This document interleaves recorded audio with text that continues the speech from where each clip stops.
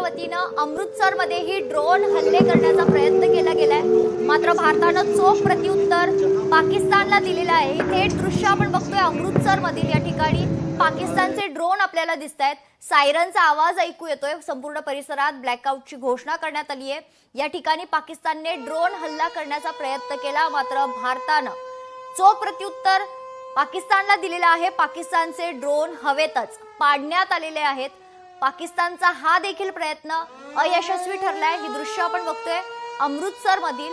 यासोबतच जम्मू काश्मीर मध्ये जम्मू मधील काही परिसरात देखील पाकिस्तानने ड्रोन हल्ला करण्याचा प्रयत्न केलाय। पाकिस्तानकडून सध्या अनेक भागांमध्ये ड्रोन हल्ल्याचा प्रयत्न पुन्हा एकदा सुरू झालेला आहे। तर राजस्थानच्या पोखरणमध्ये देखील पाकिस्तानने ड्रोन हल्ला केलाय, मात्र पाकिस्तानचे ड्रोन जे आहेत ते भारतानं पाडलेले आहेत।